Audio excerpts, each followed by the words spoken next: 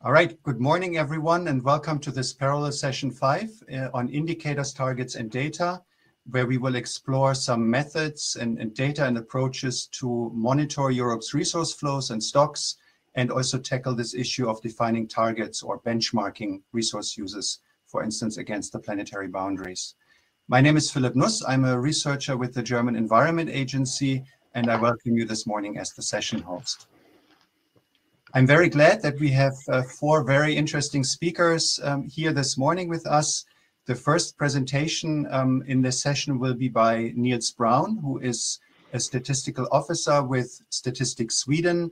Niels works in the area of environmental accounts, and he has been one of the key persons behind the Swedish PRINCE project, which is a project that attempts to combine national statistics with multi-regional input-output models and data to look at the consumption-based footprint from the perspective of Sweden. And that's what he's going to present this morning to us. Secondly, we have Thomas Fischmann and Dominik Wiedenhofer. Thomas is an assistant professor at CML Leiden, and Dominik works as a senior researcher at the BOKU in Vienna. They both work in the area of industrial ecology and socioeconomic metabolism, and will present to us this morning on the importance of anthropogenic material stocks, what are some of the methods and also novel approaches to quantify anthropogenic material stocks, so the amount of materials embodied in long-living products, in buildings, etc., and also how these approaches might be combined with material accounts of the national statistics. As the final presentation, we then have Esther Sanye Mengual. Esther is with the European Commission's Joint Research Center. She has worked extensively for the last couple of years as a researcher and scientific officer there on the EU consumption footprint, which is a life cycle assessment-based approach to quantify the environmental impacts of a country or a region associated with production and consumption.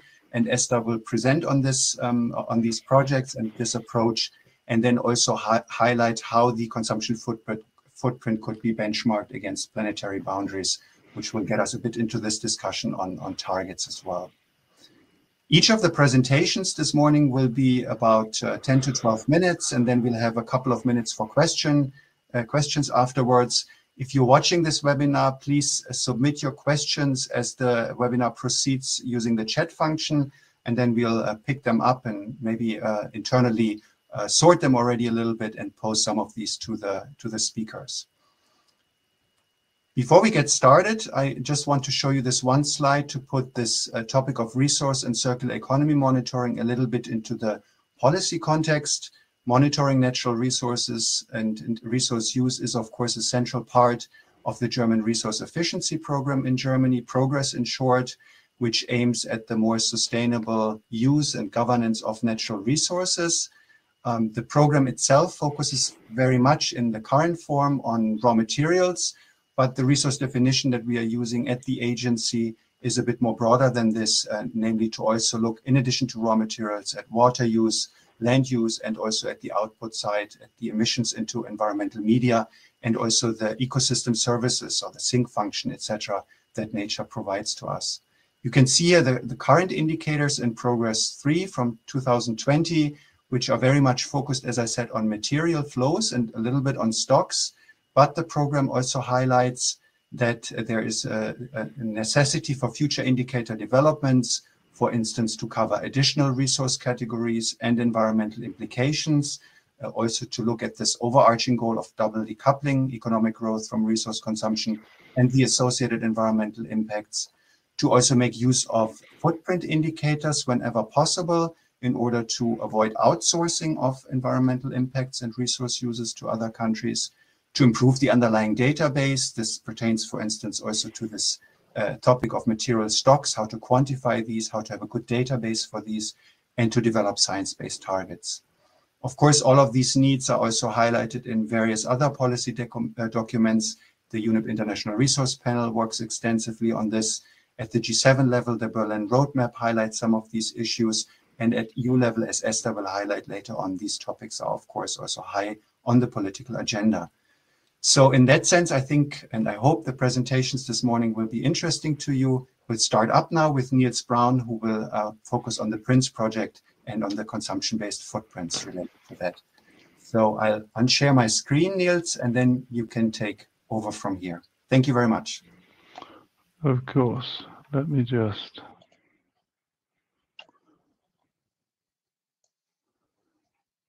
Okay. Can you all hear me okay? Looks great. Yep, we can see the presentation and hear you. Excellent. Okay, well, very warm welcome to everybody from the south side of Stockholm today. Thank you very much to Philip and the German Environment Ministry for welcoming us today. As Philip mentioned, I will largely present the work that we've done in the Prince project and how that has contributed to being able to produce new indicators to supporting policies broadly for sustainable consumption. So the policy starting point for the work in the Prince project and beyond really has been the generational goal, which is the overarching goal in Sweden's system of environmental quality objectives, which were adopted about 20 years ago. So the overall goal of Swedish environmental policy is to hand over the next generation a society in which the major environmental problems in Sweden have been solved, and without increasing environmental and health problems outside Sweden's borders. Now, also the italics and the underlining are mine. That's not in the original text, but it's those parts which I've italicized and underlined, which are the most relevant sort of policy drivers of the developments that we applied in the Prince project. And in light of that particular statement of the generational goal, these are the aims of the Prince project. So firstly, we wanted to answer the question what the environmental pressures exerted by Swedish consumption abroad may be. And connected to that, we were interested in looking how they could be accurately monitored and compared to pressures exerted inside Sweden in a consistent and policy relevant manner. And so the main answer to this was to develop the so-called Prince project and the Prince model, I beg your pardon. And the Prince model, it seems to be best described as a coupled input-output model. That is, we couple a single regional approach with a multi-regional approach. And the way we do it, I'm going to spend a little bit of time just explaining to you the way that we do it and giving a little bit of detail about the method. So down in the bottom right-hand corner of the screen right now, you can see that the output of the model are the environmental pressures for Sweden with a consumption perspective, including those environmental pressures that arise due to products that we import to Sweden and the domestic production that takes place in Sweden. I've noted that when we publish these data for greenhouse gas emissions, we do that with a classification according to 49 different producing countries and rest of the world regions. That's what this ROW stands for here. And we do it for about 50 different product groups. So I mentioned that it's a coupled method between a single regional approach and a multi-regional approach. And the first element of it is a single regional approach, which we apply to do the analysis for the environmental pressures arising due to domestic production. So the blue box highest up in the screen, you can see we have these data about sector-specific environmental pressures in Sweden. Those are data that we at the environmental accounts produce. For example, in the area of greenhouse gas emissions, it's the air emissions accounts, which we also publish as part of the official statistics and share with Eurostat. Those are then coupled with this middle blue box that you can see on the screen here. These are the input-output tables for Sweden. And we have a full suite of input-output tables. We use both the domestic table and the input-output table for Sweden's imports, which are all produced by the National Accounts Department here at Statistics Sweden. And the combination of those, as you can see with the blue arrow going between the input-output tables and the green box in the bottom right-hand corner, we apply a domestic single regional input-output calculation in order to derive the environmental pressures arising from domestic production. So, good enough about that. Of course, a question that arises in all input-output analyses that you do on a country-level basis is how we treat the products that are imported, and I will address that now. You can see in the yellow box high up on the left-hand side, we use a global multi-regional input-output database that also includes environmental pressures. Currently, we are using the research database EXIOBase. And then the blue box on the left-hand side, we also have the official statistics produced in-house by Statistics Sweden on Sweden's imports. And those imports are classified both by product and by the exporting country. Now, from the yellow box, the EXIOBase global multi-regional input-output data, we perform a multi-regional input-output calculation, and we combine the output of that with a calculation of the import shares by country to produce these data in the green box in the middle. That is what we call multipliers for the Swedish imports, and those are quantity-weighted environmental pressures per imported Swedish crown per product. So for agricultural products, say, this number says for every Swedish crown of imports of agricultural products, what are the relevant environmental pressures?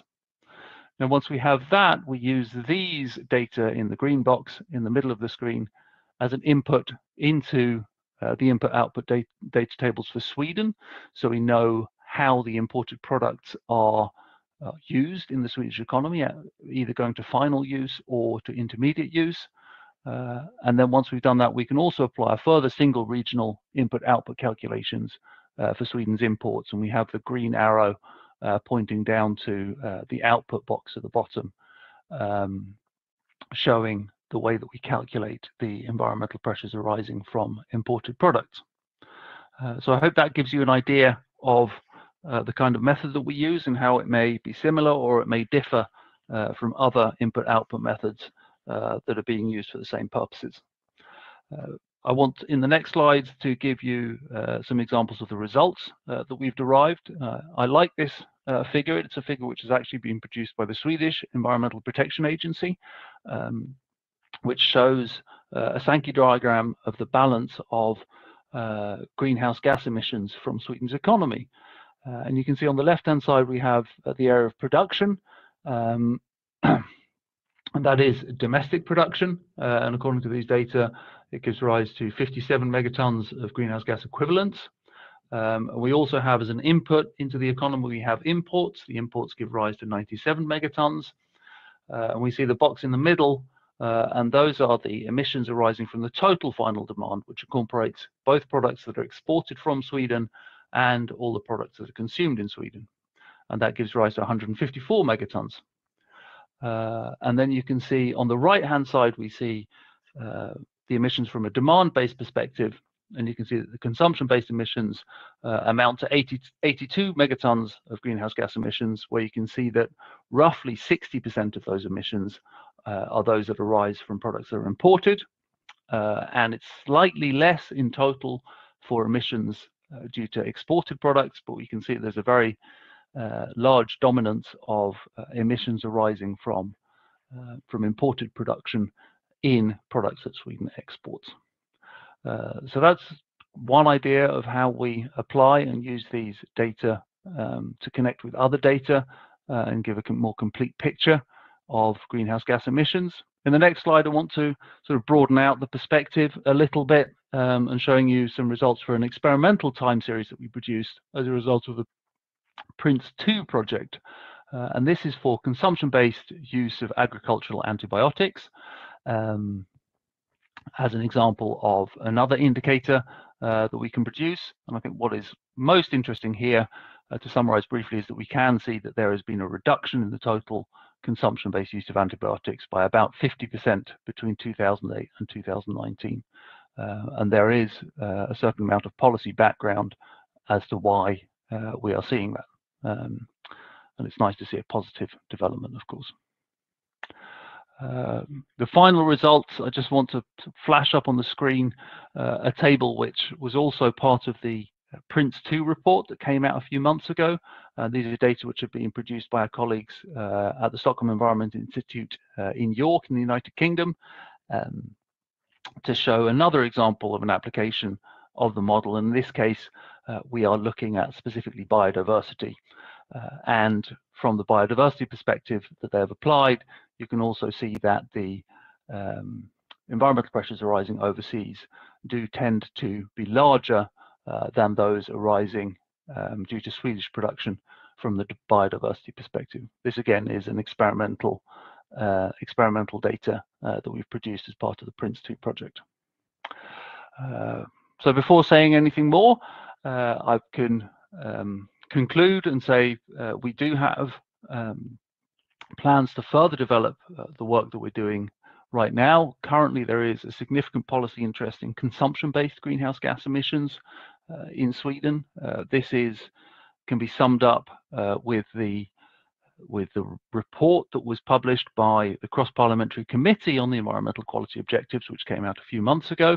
And they made a number of suggestions for how we can further develop the official statistics that we're producing on greenhouse gas emissions from consumption, including improving the level of detail, also looking at different databases, in particular the Figaro database, to use in our calculation method, given the idea that it does have certain advantages compared to the XI-based database.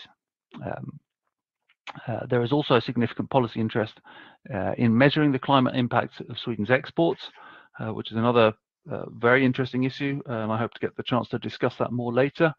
And finally, of course, we are very interested, and there are policymakers more broadly in Sweden that are interested in working with the further harmonization of data and methods for consumption-based metrics.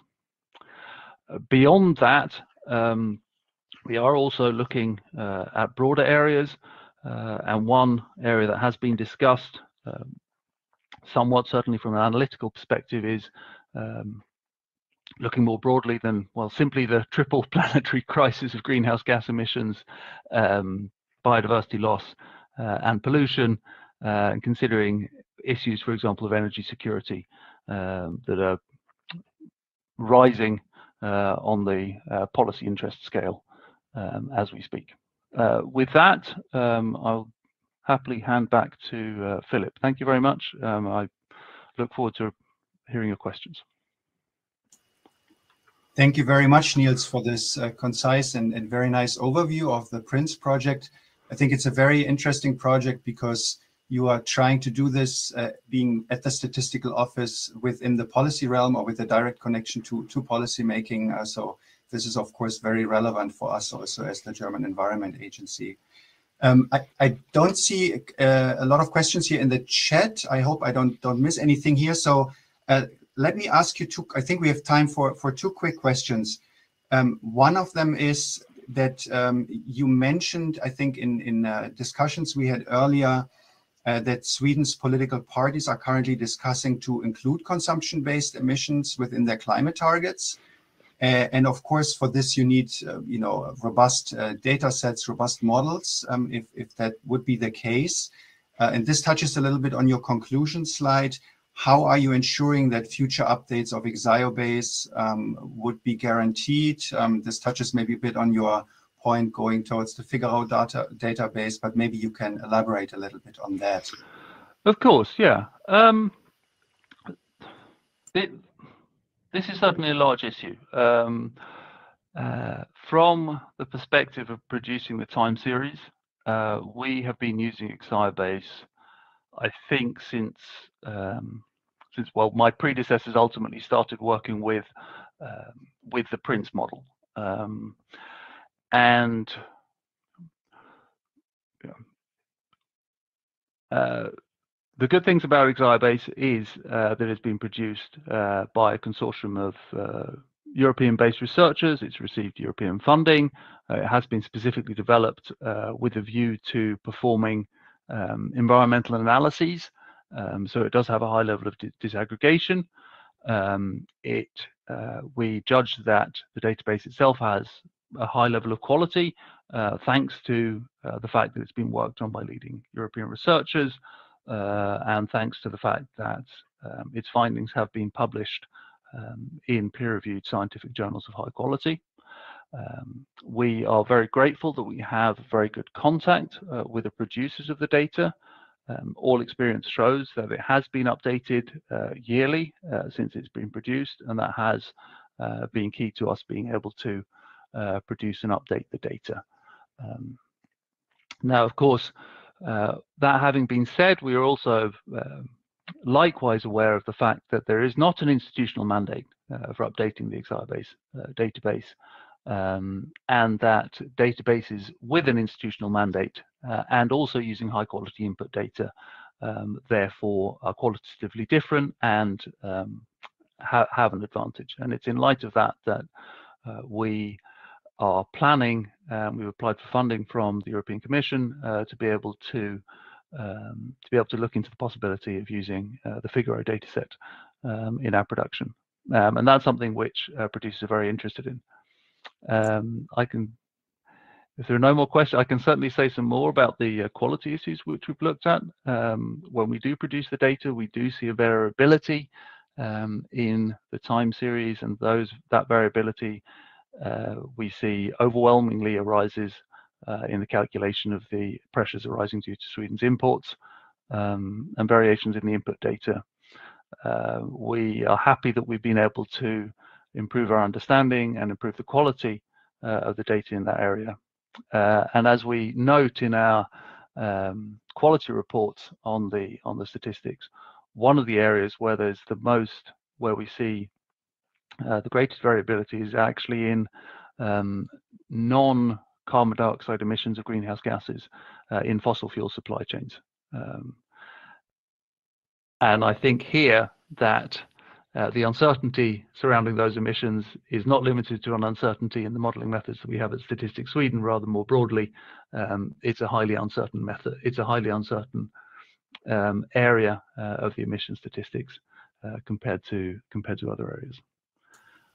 Great. Yeah. Thanks a lot, Niels, for this answer. I think it also shows the value of models and data sets, data tables that were developed initially more in the scientific realm, how they can then increasingly become relevant also, for institutions like yours and so forth. So thanks a lot. I'll have to skip the second question, but maybe we can come back to that a bit later in the joint discussion and move on to the next presentation. So thank you very much, Niels, for this. Our next speakers are Thomas Fischmann and Dominik Wiedenhofer from CML Leiden and BOKO Vienna, who will present on material stocks. So Thomas and Dominik, the floor is yours. Please take it away from here. Wonderful. Thank you very much for having us here, Philip. I'm fighting with the PowerPoint. Okay, I think you should be seeing the presentation mode now. Looks great. Yep. Hearing me? Okay. So hello, everyone. It's great to be here. I'm Dominik Wiedenhofer. I'm presenting today together with one of my favorite collaborators, Thomas Fischmann. You want to say hello? Yeah. Hi, good morning to everyone. Dominik is also one of my favorite collaborators too. But Dominik, I think you can take it from here. Yes. So we are both presenting together because we have been working on the issues with different kind of or related approaches together and with other people in the field for quite some years. And I think we will just get straight into it. So why are material stocks important? What are they actually? So for us, material stocks are a summary term which include all of the buildings, the infrastructure, the machinery, the devices, the products, the, you could say, fixed capital that society utilizes. So here, in contrast to the previous presentation, we are not talking about resource flows through the world economy. We are actually talking about the built environment and all the fixed stocks we are utilizing. And they are the physical basis for production and consumption. They lock in resource-intensive practices for construction, for maintenance, for use. So for example, simply think about mobility. You need a car, you need infrastructure. If you want to change the efficiency of mobility, you need to change a lot of these stocks. The same applies for buildings. The same applies for industry, where you have to replace machinery and change all of these things. So basically what we are thinking about here is that these stocks, together with the energy and the material flows, they provide services to society, to actors, and ideally they also contribute to well-being. And from that angle, we would say that the stocks, because they are long-lived, they are fixed, and they organize society in space, basically, they are pivotal for resource and energy efficiency measures, as well as for a sustainable circular economy. So what's the scientific challenge here? Why are we talking about this? The thing is that existing research so far is either focused on kind of specific cases, like specific buildings or specific infrastructures, or is very aggregate. There is a lacking integration of bottom-up and top-down research. There is a large discrepancy in results. And we have a bit of a lack of robustness and systematic understanding, which kind of inhibits us linking to, let's say, macroeconomic accounts, to the system of national accounts, and to give us a broad understanding of the biophysical basis of society.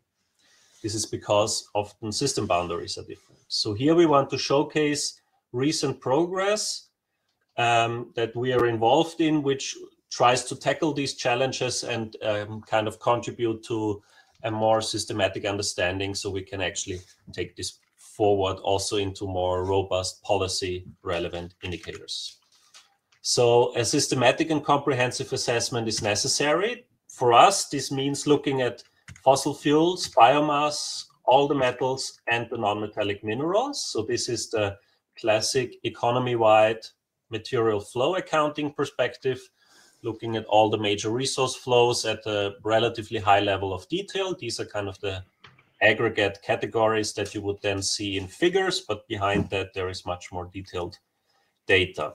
And all of that kind of work is utilized by Eurostat, by the UNEP resource panel, and by the Sustainable Development Goals as indicators on resource flows. So how much of these things are we extracting?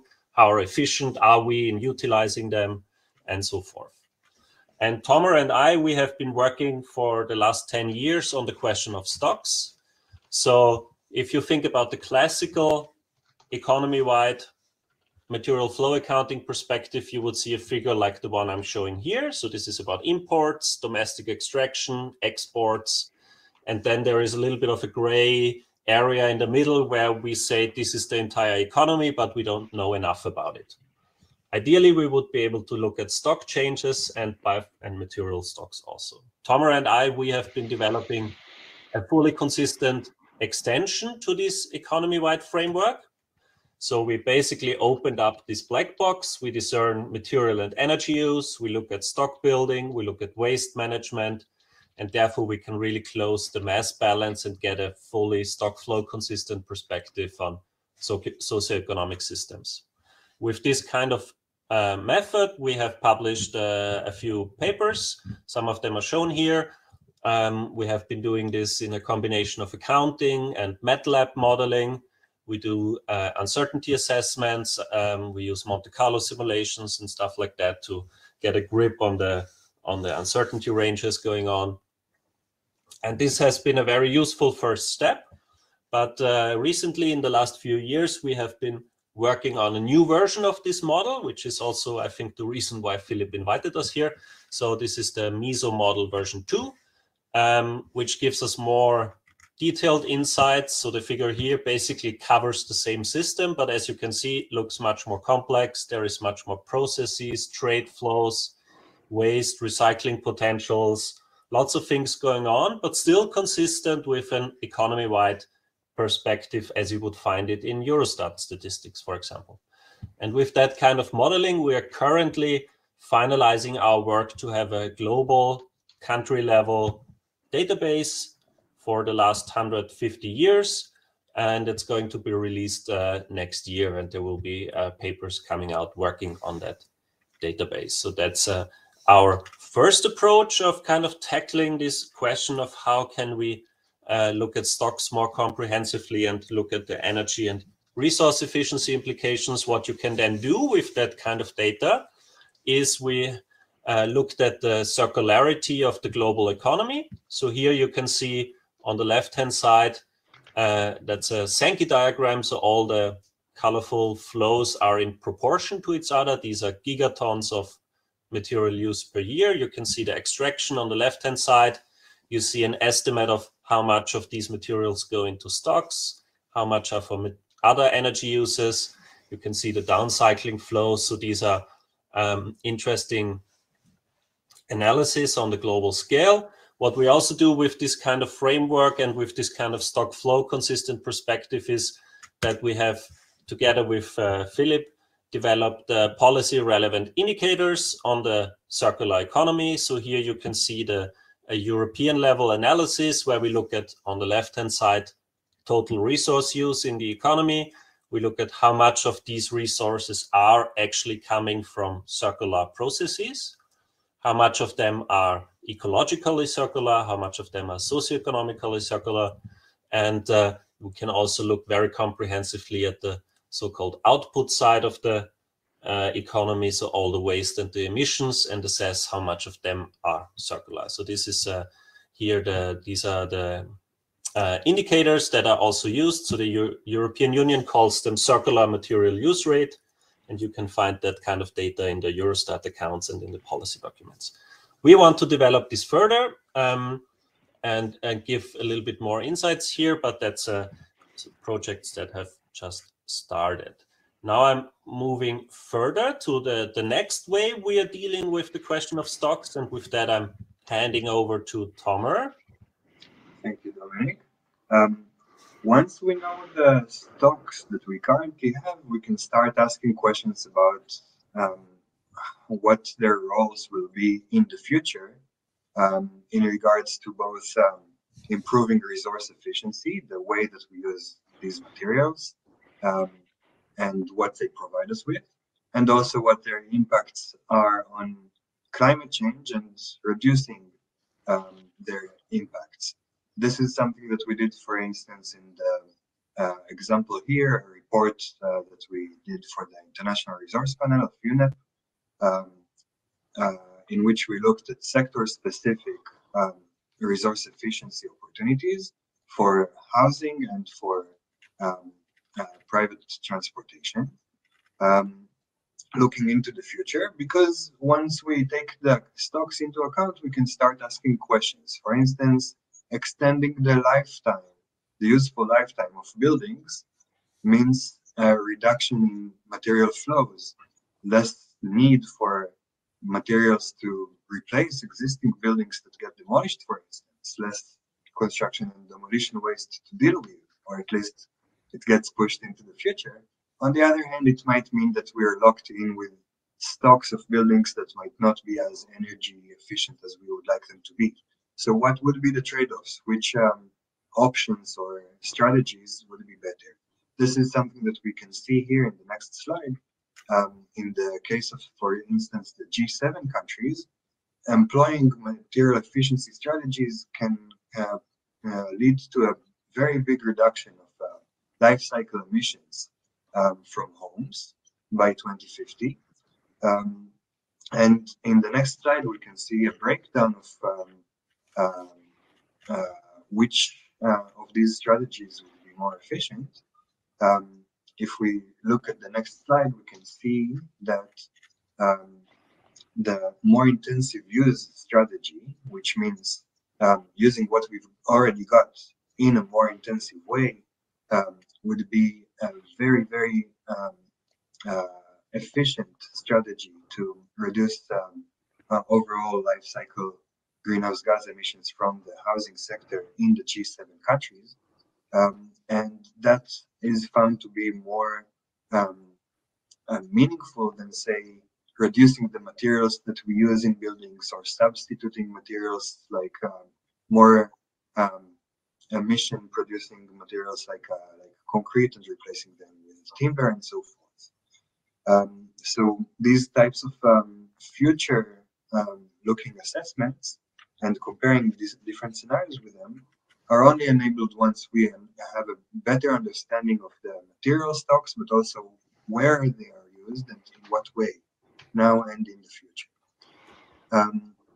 However, in order to more thoroughly understand material stocks, in the next slide we can see that we have some ideal data requirements that are needed if we really want to understand what's going on and what can happen in the future. Ideally, especially for things that are fixed in place, we would like a high spatial resolution to know where they are and how they are used. We would like to have a long time series of the data and how things change over time, differentiate by both the materials that are used and in which components, what end use and what services they supply us with, things like their age and so on. And it turns out that there are lots of challenges in getting all of this data. Lots of uncertainties. No two buildings are exactly alike, and we're dealing with millions of buildings on the global level, different models of vehicles, electronics, and so forth, all the other material stocks. There are very few data sources. Usually getting this type of data is very time and resource consuming, and there are lots of variabilities and variations that need to be taken into account. However, this is pretty useful once we do manage to get this, and I would like to show you one such example of high spatial resolution material stock analysis. In the next slide, we can see an example of the evolution of not even a city, but a district in China, a 10 square kilometer district, and to see how it evolved over time and how the building material stocks there increased over the 20th century. This is mostly an industrial area. That's the yellow things. The blue buildings are residential buildings, mostly housing for the people who work there. And as you can see, over a century, this became fully urbanized, fully built up. And this was one of the bigger industrial zones in China at the time, but it became outdated by the turn of the century.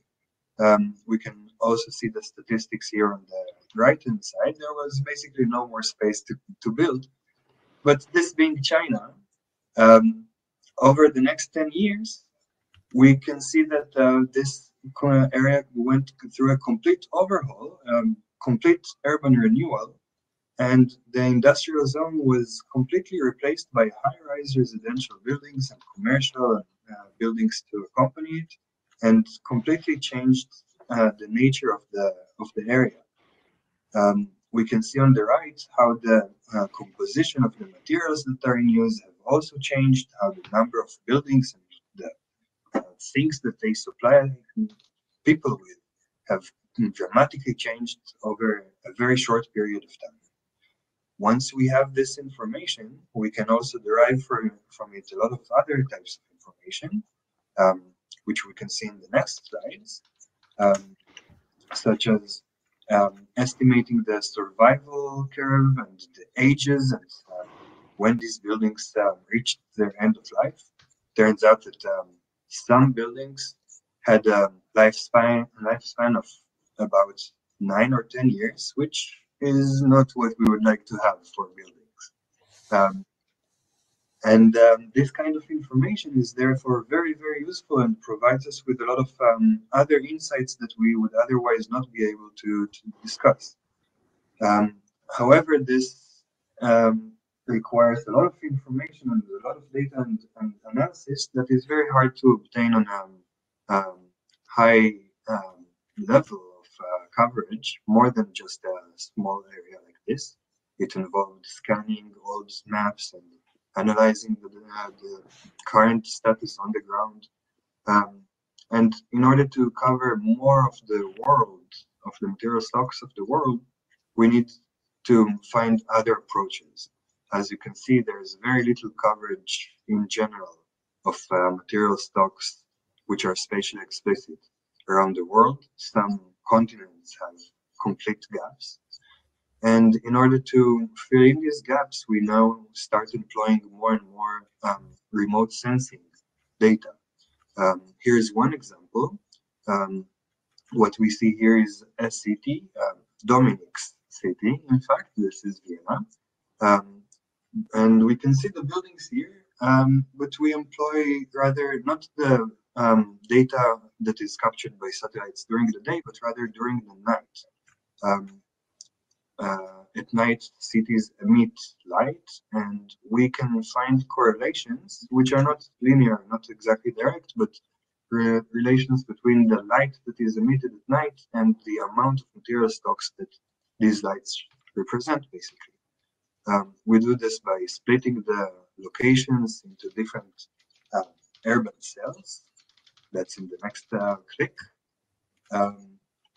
And once we do that, we can start estimating how much material stock is actually there, represented by the lights in these different locations. That's in the next slide.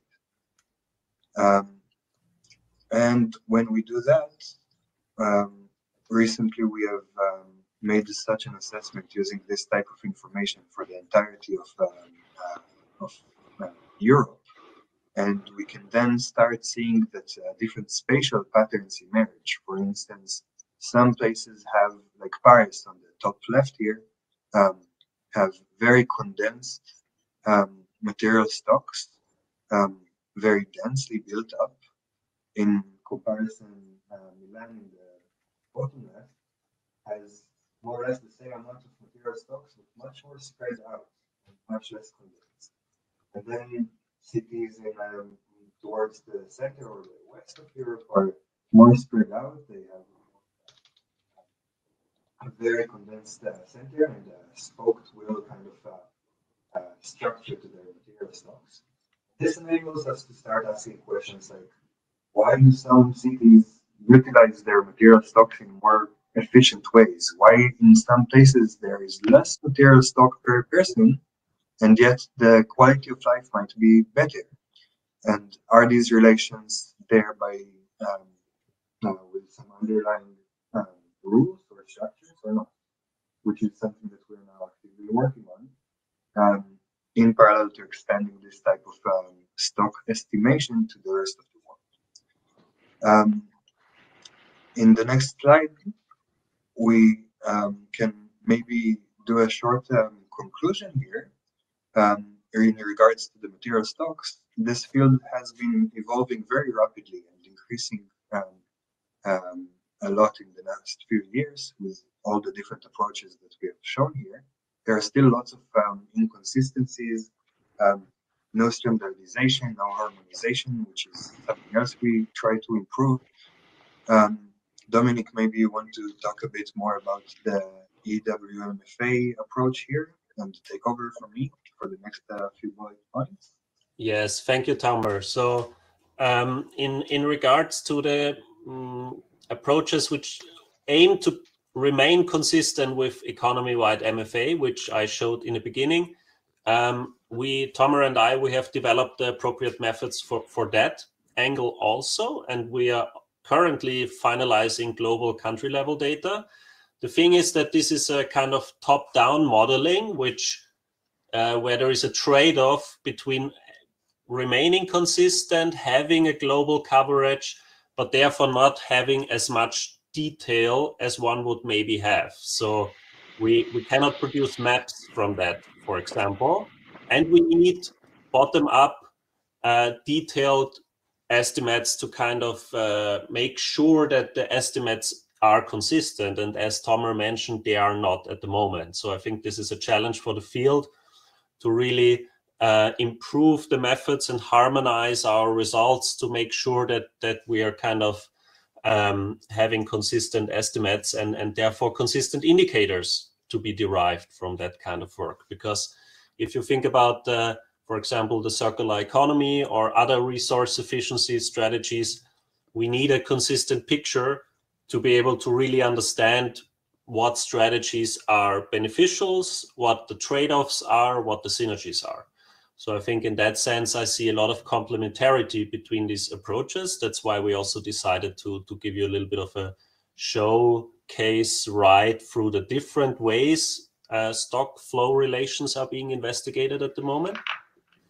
There is also a lot of ongoing work to link stocks and flows to the societal services, as we call them, as well as to the life cycle impacts, because obviously the stocks, they have a very long lifetime and they lock in flows. And that means basically that there is national or regional to global supply chains involved in kind of operating, constructing, and maintaining these kinds of stocks. And we're also seeing in studies that a lot of the majority of global resource use is actually related to stocks. And that means stocks are a really important angle here. And I think that will really help us in the future with more consistent perspectives to also link, for example, to economic modeling, to integrated assessment models, to policy relevant indicators. And this is something that Tomer and I, we are both working in two new Horizon Europe projects, which just started this year. You can see the links to the projects down there, which are kind of sister projects and which are going to tackle some of these issues for the European Union. So there will be much more exciting results in the next years to come. Thank you very much. That's it from my side. Tomer, are you happy with the conclusion? Thank you. Yeah. Thank you very much, both. I think we have to slowly wrap up because we only have 15 minutes. But thank you very much for this super interesting presentation on an emerging field, I think. And also the MISO model, I think, is quite interesting because it directly connects to the economy-wide MFA. I have a couple of questions that I will not be able to ask, but I'll put them also in the chat. And maybe since there are some other questions here, some questions of clarification, for instance, on what you mean with more intensive use of materials. I think that relates to the slide you presented, Tomer, and some other questions. I encourage you, if you have time, maybe to address these in the chat so that the people can see your answer directly in the chat. So thanks again for this input.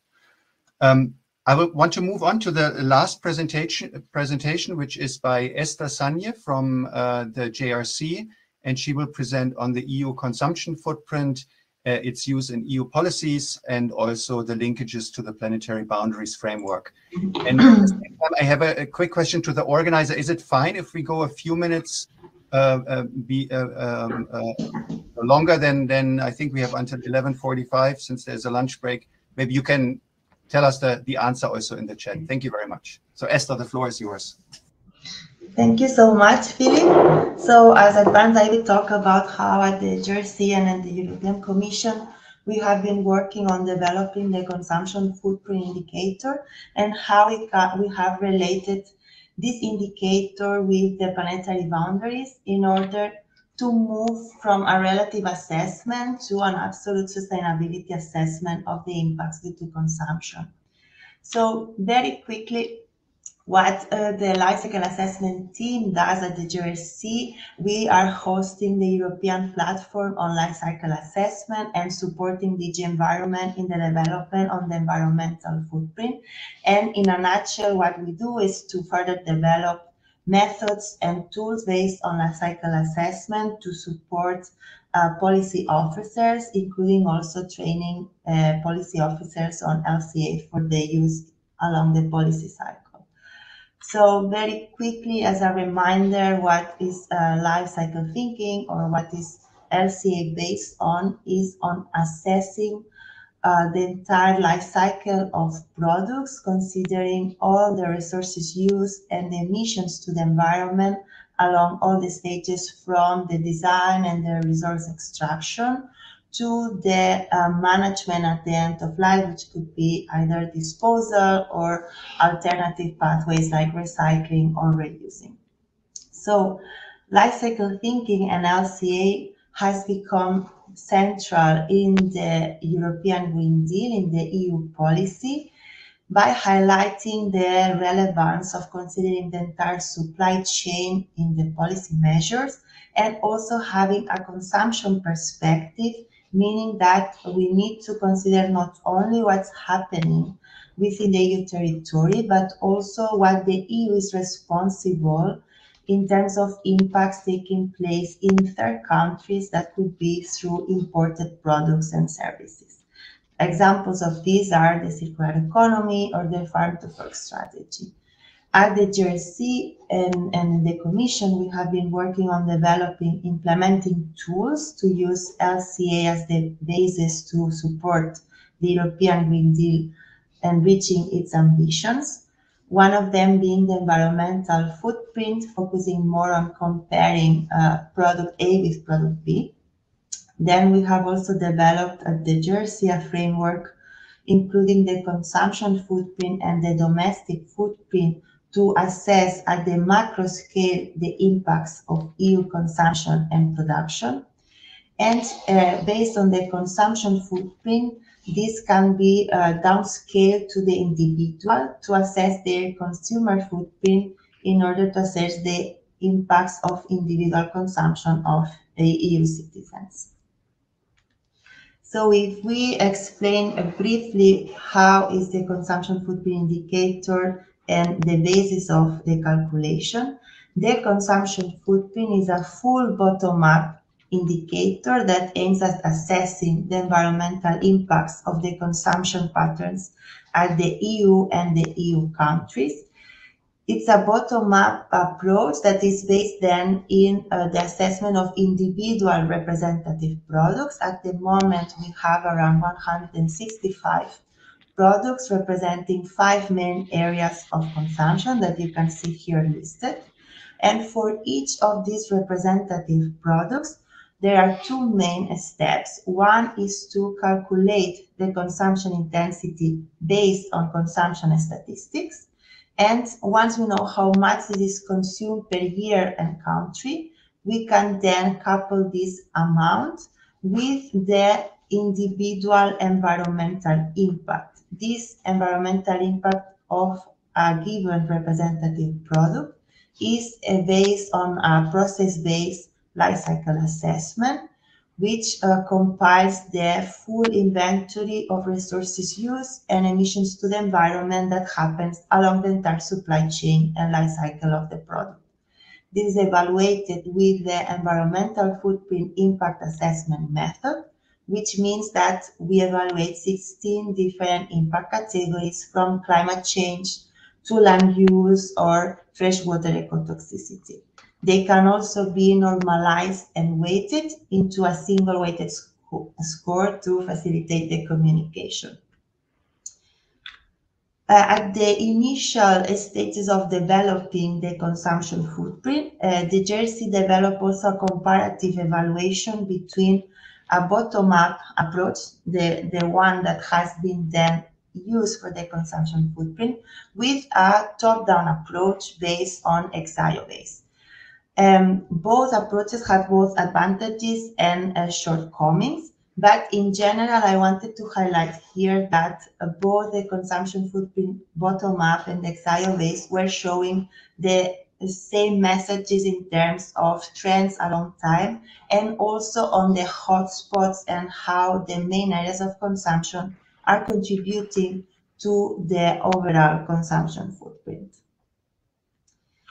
Based on the consumption footprint, we have developed 3 different tools. The most relevant one for the macro scale assessment is the consumption footprint platform that allows to explore all the available results for both the domestic footprint and the consumption footprint.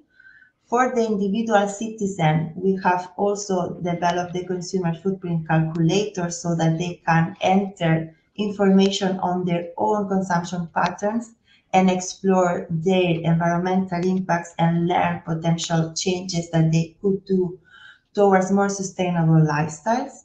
And early next year, we will publish a member states consumption footprint tool that will allow member states to explore the data on consumption intensity that we are using at the JRC and also input their own consumption intensity data to explore the differences and fine-tune also this assessment with maybe data sources that are not publicly available at the EU level. The consumption footprint can be used for multiple purposes and can support policy in three main aspects. The first one is in monitoring, to assess how the impacts of consumption evolve along time, and also assess a specific aspects that could be the coupling or the contribution to SDGs.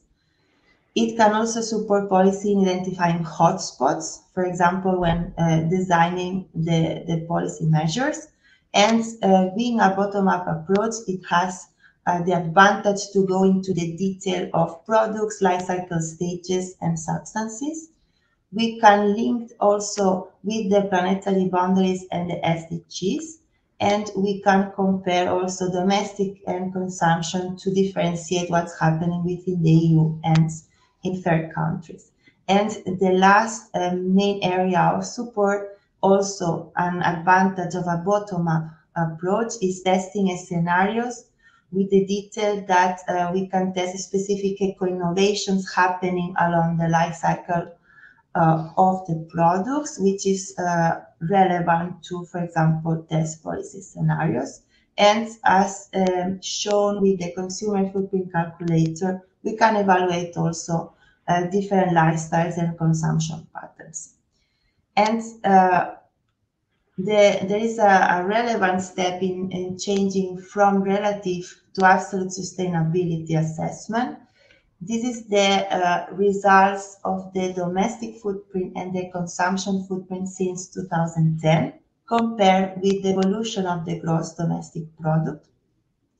If we look at what happened in the EU territory, we observe that there was a strong decrease of the domestic footprint, resulting also from the implementation of EU policy, which showed then an absolute decoupling. Instead, when considering also the trade and what we are importing, the consumption footprint is not decreasing but increasing, and then is actually showing only a limited decoupling. So the big question is also whether this decoupling is enough to then bring the impacts of EU consumption within the planetary boundaries and the science-based limits of the planet. So then we developed the planetary boundary set adapted to the environmental footprint that I will just show after this slide more into detail, to allow us to assess the 16 impact categories of the consumption footprint against these planetary boundaries. And as you can see in the graph, actually 5 of the boundaries are already in the high risk area, and 3 of them are beyond 10 times the planetary boundary, so they are farther away from what is the safe operating space for humanity. And just the last section on how we develop this set of planetary boundaries for the environmental footprint. As you might be familiar with the planetary boundaries, this is including 9 ecological processes, and for each of them it provides control variables to set the boundary. So, for example, in the climate change, this is measured in the atmospheric concentration in ppm or the energy imbalance in watts per square meter. These metrics are not the common metrics used in life cycle assessment. So the main 2 approaches to bring the planetary boundaries in the life cycle assessment is either one uses the metrics of the control variables by developing a specific impact assessment models to evaluate the inventory and transform it to these control variables, that like Hubert did with the PVL-CIA method, or you bring the control variables to the metrics of the environmental impacts. That could be bringing to the global warming potential in kilograms CO2 equivalents. And then you can use this as a normalization reference in order to understand how the impact is in how many times has the boundary been transgressed or not. So to do that, so the ERF implementation followed the second approach on developing normalization references. And to do that, we followed 2 steps. The first one was to map these 9 ecological processes with the 16 impact categories of the environmental footprint. And the second step was to then match the control variables with the impact metrics. To do that, we did two approaches. Most of the impact categories which are represented with ecological process in the boundaries were adapted to the ERF metrics and the impact assessment model based on existing exercises with carrying capacity approach in the LCA community. And the resource use categories, being these not represented in the planetary boundaries, we developed a carrying capacity approach with a factor 2. So here we implemented a more normative approach compared to the other ones. Very briefly, some conclusions. So there is a need to move towards an absolute assessment, and this is also embraced by the EU policy. Operationalizing the planetary boundaries in life cycle assessment allows for assessing this, the impacts of, for example, EU consumption from an absolute sustainability perspective. The framework of the planetary boundaries can be complemented for missing aspects that could be the resource use. And operationalizing the planetary boundaries and linking it with indicators like the consumption footprint is relevant for policy support, which could be for monitoring frameworks, but also to support in defining science-based policy targets. And here I leave the links of our recent publications that you can get more into details of the methodology, and the most relevant links on the tools, the platform, and the calculator. Many thanks. Great. Thank you very much, Esther, for this presentation. I think it's great to see the advancements on JRC side on these indicators, and also how they are being considered in different policy contexts at EU level at the moment. Very exciting. I think we only have time for one quick question because we're already a bit over time. One question that came up here is, so in some of the slides you show that data go until 2018. Can you talk a little bit about whether they can be easily updated to future years? Does this require a lot of manual work on the, I guess, especially on the LCA side? Maybe the consumption statistics, you can automate that to some extent to get the newest consumption intensities, but what about the LCA side? Maybe you can elaborate a bit on this. Thank you. Yes, actually the platform has data until 2020 for the consumption footprint, but to 2018 for the domestic. That's why the figure was only to 2018. And during the beginning of next year, it will be all updated to 2021, including also the domestic footprint. This, of course, regarding the consumption intensities. In the case of the consumption footprint for the LCA, we have also been working on regionalization of the life cycle assessments of each individual representative products, including also the time perspective, as you mentioned. So, for example, we will be able to update the consumption footprint by including also the different impacts for each year, for considering also the trade, the different electricity mix, the different wastewater treatment shares, and also the waste treatment shares based on official statistics from the individual member states. Okay, great. Yep, thanks for that answer. I'm afraid we have to wrap up and leave it at this point. I see in the chat there were some questions. That it's not possible for all the participants to see the questions that were addressed by some of the speakers. I don't know if after the session we can look at the archive and you as the organizers here maybe can send this to the speakers, but yeah, we'll figure that out. In any case, thank you very much for participating. Thank you to all the presenters for being here this morning. And yeah, I'm looking forward to seeing more of all this exciting research and, thinking about ways to maybe combine it and to look at some of the synergies and work to it in the future together. So thank you very much and enjoy the rest of the conference.